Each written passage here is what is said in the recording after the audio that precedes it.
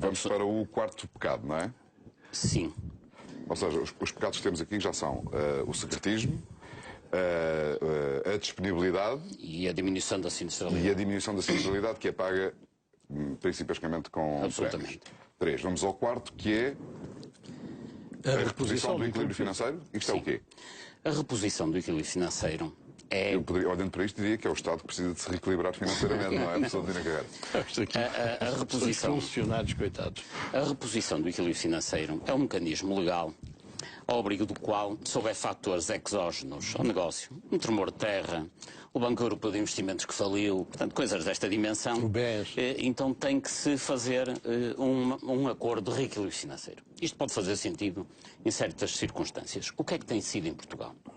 Desde que há PPPs, tem sido uma forma do Estado transferir sistematicamente dinheiro para os privados. Eu recordo que a primeira parceria público-privada, que foi a Ponte Vasco da Gama, foi inaugurada em março de 98, para Expo 98. Em 2001, há um relatório do Tribunal de Contas que diz que, em compensações diretas ao concessionário, em acordos de reequilíbrio financeiro, já tinha sido pago tanto como o valor da ponte. Ou seja, em 2001... Estava paga. Claro. Break-even, é a linguagem financeira. Em 2001, há um relatório do Tribunal de Contas que diz o seguinte: em acordos de reequilíbrio financeiro à luz ao ponte, já foram pagos 900 milhões de euros, que é exatamente o valor da ponte. Ou seja, a ponte foi paga 2 vezes até 2001. Isso foi 2 e 1. Absolutamente. Já vão com 13 anos de ganho. Bom, e depois daí para a frente. E já vai em 9 acordos de reequilíbrio financeiro entre o Estado e a Luz ao Ponte. Mas deixe-me só dar outro exemplo. Em 2011, o que estava previsto em termos de exploração de PPPs era qualquer coisa da ordem dos 800 milhões de euros. 800 milhões de euros. Em 2011, e recordo que no primeiro semestre, o governo de Sócrates, segundo semestre, já o governo de Passos Coelho, com esta maioria. Em 2011, em vez de 800 milhões, foram pagos 800 milhões mais 900 milhões de acordos de reequilíbrio financeiro. Ou seja, o desvio foi maior que o próprio custo. Isto é de uma gravidade absoluta. Não sabiam que tinham sido pagos 800? E recordo, eu quero recordar, sobretudo para aqueles que nesse ano pagaram-se 1.700 milhões de euros. A título destas cláusulas contratuais. E ainda por cima. Que são em que circunstâncias? Deixa-me ver se consigo perceber. Foram pagos 800 milhões da exploração, mais, além disso, 900 milhões de acordos de reequilíbrio financeiro. Mas o que é que ficou nessas estradas? Bom, eu quero recordar que estes 900 milhões, estávamos em 2011, foi aproximadamente o que se baixou em salários à função pública nesse ano. Ou seja, tudo o que os funcionários públicos deixaram de ganhar em 2011 foi direitinho para as PPPs rodoviárias. E dir-me-á, e como é que eles justificam isto? Sim. Bom, com grandes documentos, grandes dossiês, mas, por exemplo, nesse ano 2011, 500 milhões desses 800 milhões são pagos porque há um atraso na entrega de terrenos. Portanto, há uma autoestrada, o Estado tem que disponibilizar os terrenos, expropriá-los e tem que os entregar. E atrasou-se a entregar os terrenos, isto custava 250 milhões de euros, com os juros passou para 500 milhões, e perguntar-me-á, e porquê é que atrasaram a entrega? Que isto é talvez ainda mais grave de tudo. Atrasaram a entrega porque muitos dos terrenos da SECUT eram terrenos de privados, eram terrenos agrícolas, que os privados andaram nas câmaras municipais a valorizar com licenças de construção e obras de loteamento para os tornarem urbanizáveis para a expropriação ser mais cara. Ou seja, muito do terreno em cima do qual estão as SECUT foi expropriado a preço de terrenos urbanizáveis. E os terrenos foram urbanizados nas câmaras municipais de propósito porque ia passar lá uma SECUT. Veja o absurdo que é. Isso aconteceu de forma generalizada ou não? Aconteceu em algumas SECUT. Há SECUT em que o custo da autoestrada é... digamos, o terreno deve custar da ordem dos 15, 20% no máximo do custo da autoestrada. Algumas SECUT que incorporam no seu custo 50% ao valor do terreno. Porquê? Porque é terreno comprado a preço de ouro, porque era terreno onde se podia edificar. É pedir demais enunciar um ou dois exemplos? Ou... Nas SECUT. Não, isso não vale a pena se você ler o livro de José Rodrigues Santos, A Mão do Diabo. Ele explica lá isso clarinho. Não, mas isso está perfeitamente identificado. Mas isso era sobre petróleo. Não, era sobre isto mesmo. Olha as horas, Zé Alberto. Sim. Bom, mas estamos no... Mas ele lá explica bem os submarinos e mais esta história dos terrenos. Estamos no... Mas os acordos de reequilíbrio financeiro são a forma que, de vez em quando, permite ao Estado dar mais dinheiro aos funcionários. Não é todos os anos, de facto, mas são verdadeiras bombas atómicas que são colocadas nas finanças públicas portuguesas. O professor Palmeiras tinha trazido gráficos Diga-me uma sobre coisa, isto. se faz favor. Há algum caso em que se diminua o pagamento? Até aqui foi sempre a somar.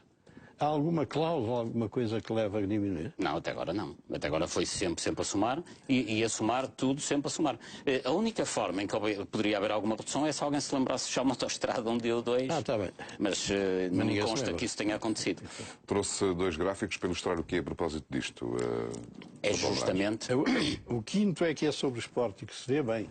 Não, mas ainda estamos neste, já lá vamos. Ainda estamos aqui na reposição do equilíbrio financeiro. perante todo este cenário, o que é que este governo tem feito?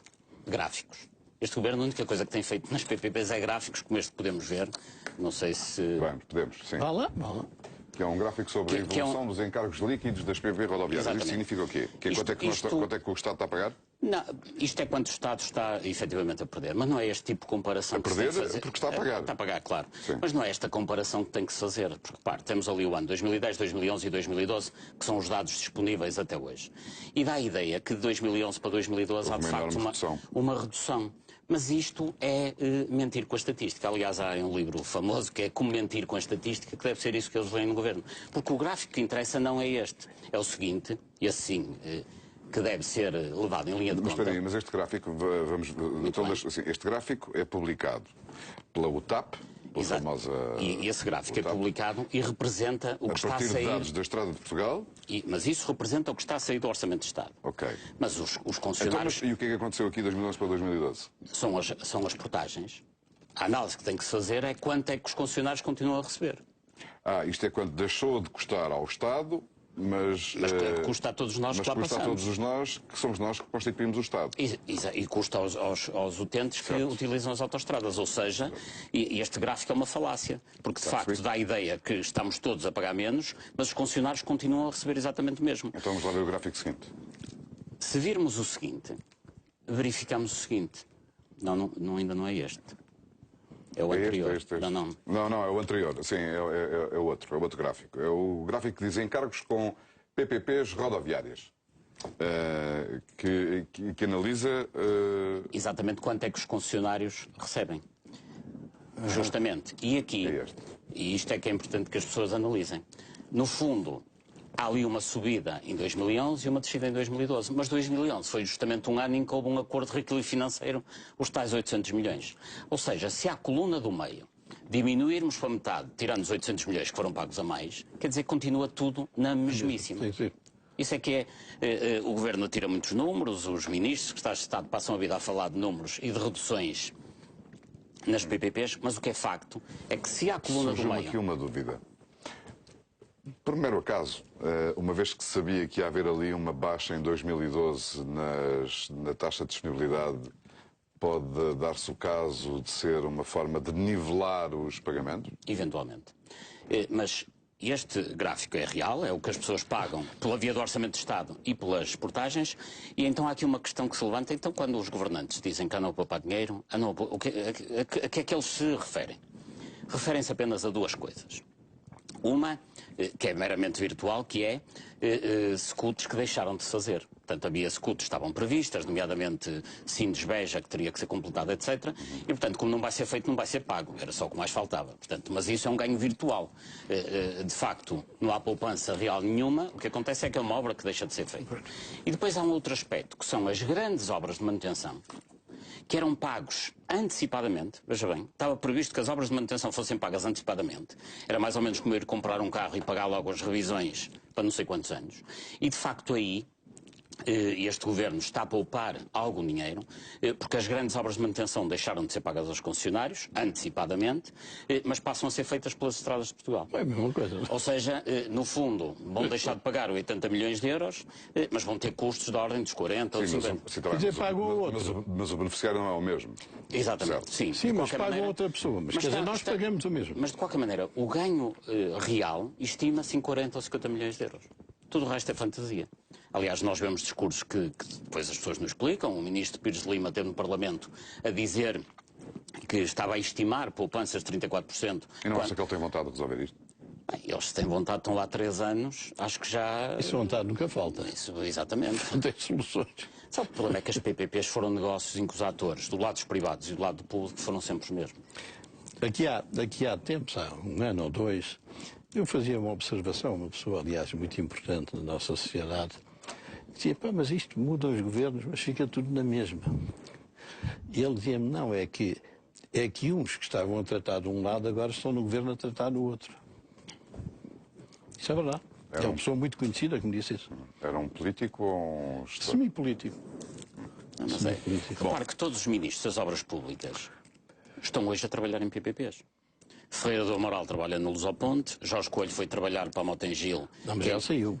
Continua por lá, mas já não é o CEO, mas continua por lá num conselho qualquer, que é justamente os maiores detentores de parcerias público-privadas rodoviárias. Na mesma Motengil está Valente Oliveira, que foi Ministro das Obras Públicas de Durão Barroso, mas também lá está o esteve Luís Parreirão, e as pessoas das Estradas de Portugal, Rangel de Lima, Almerino Marques, etc., também estão todos a trabalhar em PPPs.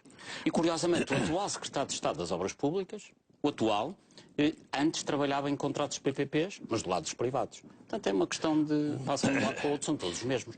Eu recordo que esta legislação que temos estado aqui a falar, quando foi aprovada no Parlamento, na Comissão Parlamentar de Obras Públicas, que era onde esta questão se analisava em primeira instância, havia 7 deputados que eram simultaneamente deputados e administradores de empresas de obras públicas. Portanto, eles estavam de claro. O que é que acha? Eu acho que Estavam eles num a preparar-se para estar no outro. estavam no Parlamento apenas para terem informação privilegiada para favorecerem as empresas que lhes pagam. Isto claramente. Mas atenção que isto não acontece, infelizmente, no Parlamento só nas obras públicas. Nós temos 1/3 do Parlamento em que deputados que são simultaneamente diretores, administradores, consultores de empresas que têm grandes negócios com o Estado.